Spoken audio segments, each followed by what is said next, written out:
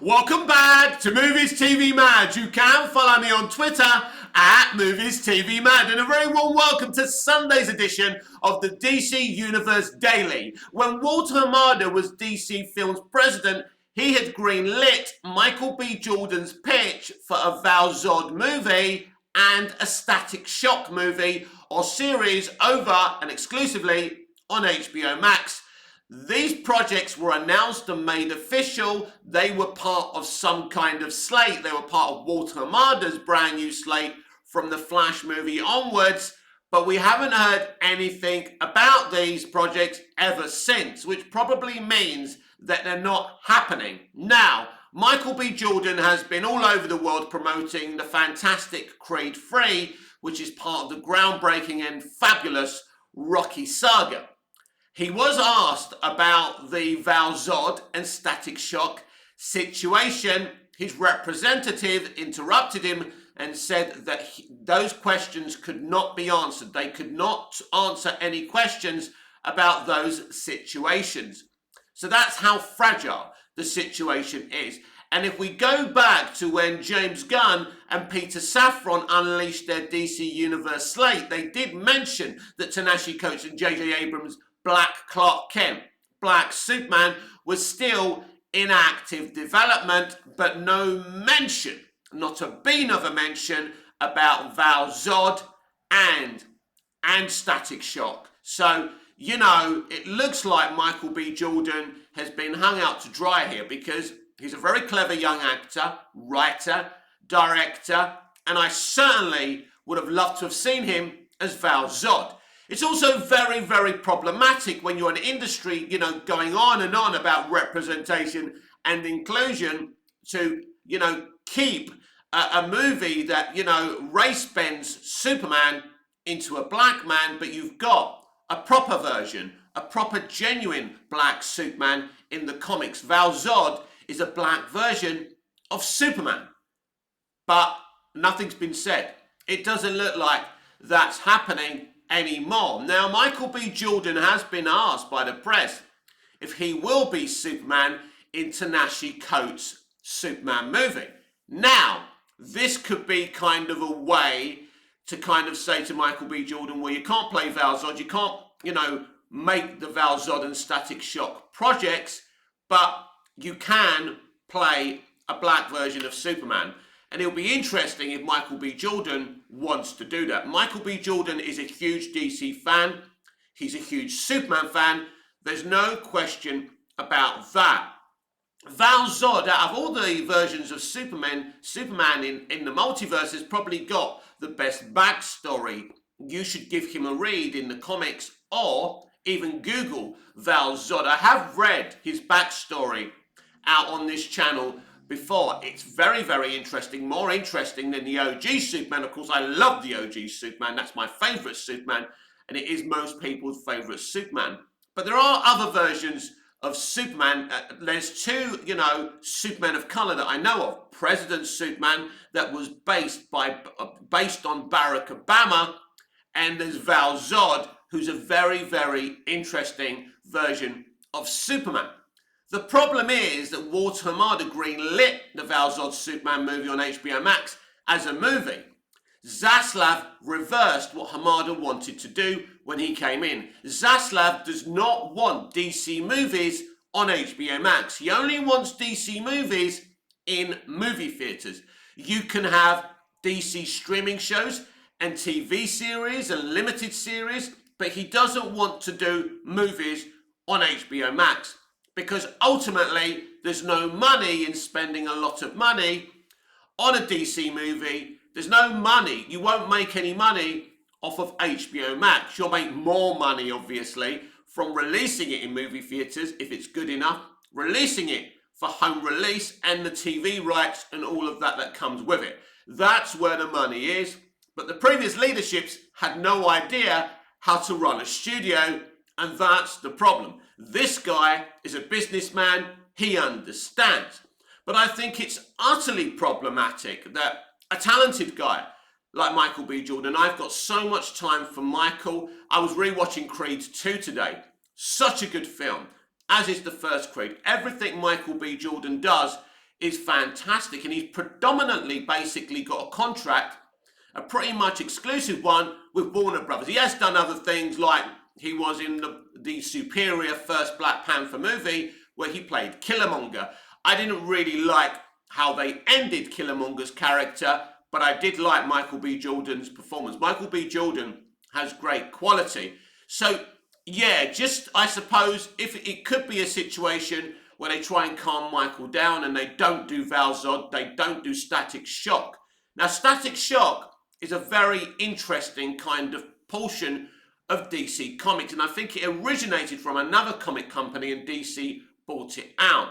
So basically, this is something that, you know, many, you know, black comic book readers love. They love Static Shock. They'd be very excited about Static Shock happening.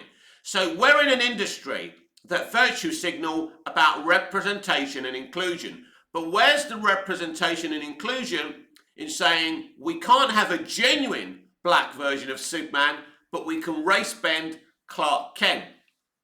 You see, it's not representation and inclusion and political correctness that's the problem. It's the way the industry have handled it. They've weaponized it. They've made it a problem. They've made it a war. They've turned it into something that divides people instead of uniting people. So now we can't really have great commentary, social commentary, and great representation and inclusion because the industry have created this environment, an atmosphere of paranoia when it comes to representation and inclusion. And also, instead of marketing their movies, they talk about politics and representation and inclusion and trigger their audience. But if they handled representation and inclusion from the very beginning, when they really started going a deep dive into this from like 2016 in response to Donald Trump, if they handled, you know, the inclusive nature of the industry better, instead of bashing people over their head with it, it would have been successful. People would have accepted it, and we would have never have had the Fandom Menace on YouTube. The Fandom Menace was born from The Last Jedi. And if Kathleen Kennedy was never appointed, you know, as head of Lucasfilm, that would never have happened. Let me just quickly talk about it. You know, you want Rian Johnson to make Star Wars movies? Give him a Star Wars story. Give him an independent Star Wars movie away from the Skywalker saga. Give him his own independent trilogy, independent of the Skywalker saga. What you don't do is get him to gatecrash J.J. Abrams' franchise and change everything that happened in the first movie. It's dumb. And this is where we are in this industry. I believe that Michael B. Jordan's pitch for Val Zod and Static Shock is brilliant from what my sources tell me. I'm very passionate that Michael gets his vision done and he's able to do that. But we haven't heard hide nor hair about it. And that is a huge problem for me, because that isn't great representation, that isn't great inclusion. Michael B. Jordan isn't going to sit there boring on and on about politics and trying to divide audiences. He unites audiences instead of dividing them. Michael, of course, as a black man, wants to do something that brings black audiences in to watch, you know, DC Comics live action stuff, like Static Shock, a great idea of his to do that. And, you know, Val Zod, who's a great version of Superman. These are good ways of, you know, basically doing representation and inclusion in the right way. But we haven't heard any comment about this. Now, we do know, in terms of DC Elseworlds, that basically Keanu Reeves has spoken to James Gunn about Constantine 2. Yes, they have discussed the Constantine sequel. So it looks like the Constantine sequel will be part of DC Elseworlds and is definitely going to happen at some stage, unless the discussion was, sorry mate, it ain't going to happen. But I would dare James Gunn say no to Keanu Reeves, and Zaslav isn't going to allow it. Just by having Keanu Reeves in a DC movie, that's going to make money at the end of the day. Zaslav needs to make money, so, you know, he's got shareholders to answer to. So James Gunn's not really in charge of that situation anyway. I think a lot of people think James Gunn has a lot more power at WB than he actually has. It's funny seeing on Twitter, oh yeah, James Gunn needs to do this, James Gunn needs to do that. James Gunn and Peter Safran are in charge of DC Universe, the connected, interconnected franchise that those two people are developing. Apart from anything else DC, they don't really have any authority. If, for example, if Snyderverse is sold to Netflix, that's not a decision that's up to James Gunn or Peter Safran, and people absolutely need to understand that. Even though they're the co-CEOs of DC Studios, and I can understand how you can take those roles literally, their power, their supervision is over the franchise they're developing.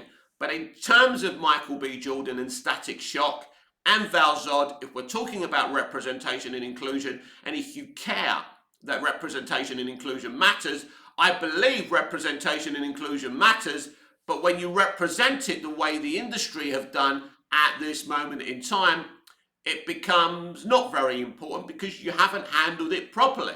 And there's we've created this kind of culture war now where any type of representation and inclusion or social commentary is just addressed as woke because of this environment the industry have created of paranoia. That's not what should have happened here.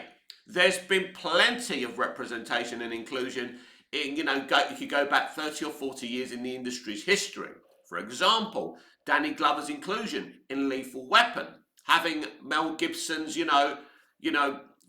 Martin Riggs being suicidal and living with this, middle-class black family. That's beautiful inclusion and representation because you've got the white guy who really hasn't got a penny to his name. He's suffering with mental illness, and it's the middle-class, black family who clearly have a big house, clearly have a lot of money, who are helping the white guy. That's how you do it. No one said anything. There was no division about that movie because they didn't sit there in the marketing making hot takes about the history of black people in America. They allowed their film to do the talking for them. And if you want your films to do the talking for you in DC, if you want representation and inclusion in DC, then Michael B. Jordan's pitch must be adhered to for Static Shock and Val Zod.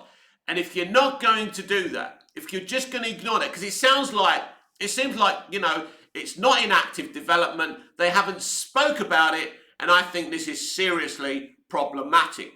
Michael B. Jordan's written and directed Creed 3 is exceeding the analysts' projections for its opening domestic box office weekend. It was going to bring in 40 million, now it's going to bring in 50 million plus just in America. Let me explain to you why that's really good, because that film probably didn't even cost 70 million to make. There's no CGI, it's a fucking boxing movie. So in today's, astronomical kind of budgets that we see with superhero movies and other stuff, this was a cheap movie, but this is going to make a huge profit for Warner Brothers Discovery. So, Zaslav surely is going to see that. So if Michael B. Jordan wanted to go back and have more discussions about Static Shock and Val Zod, now would be the time to do it. No, a Val Zod movie will not be on HBO Max. It would have to be released via, the movie theatre platform. And I will be the first there. Michael B. Jordan is a very talented actor, writer, producer, and director. Let him do this. Let him do this. Don't cancel what he's done. Basically adapting genuine black characters from the comics. Don't dump that and say, yeah, let's race bend Clark Kent. That's a much better idea. Of course it's not. So it's absolutely important that Michael B. Jordan's pitch, for Val Zod and Static Shock, is greenlit, re-greenlit again, because this is the problem with new leaderships, because they change things and say, nah, we don't want to do that. I believe Val Zod would make a lot of money. A Val Zod movie done properly, and Michael would do it properly via releasing it in cinemas and movie theatres across the world, would make a lot of money for DC Studios, but especially for Warner Brothers Discovery. And a Static Shock series that you could sell to Netflix or one of the other streamers, or keep it on HBO Max. that would bring a lot of subscribers. Again, it would be done properly because Michael B. Jordan is the real deal. Let's do this. Let's stop the division over diversity and inclusion. Let's stop weaponizing, this narrative and do it properly. If you're going to represent people and be inclusive, at least give the fault in the creative process and make the stuff they're doing entertaining instead of saying, well, we've got you on the telly, all you needed to do was be seen right. This is the problem we have today. We must drive out the lunatics, the extremists that are in this industry today. And once we do that, we can represent, we can include, and make great entertainment. This has been Sunday's edition of the DC Universe Daily with me, Mick, your host with the most. Just ask your girlfriends and your wives. Please like, share, comment, subscribe, hit the notification bell so you never miss this beautiful perfection. And I'll see you again in the next video. Until I see you again, goodbye, au revoir, auf Wiedersehen.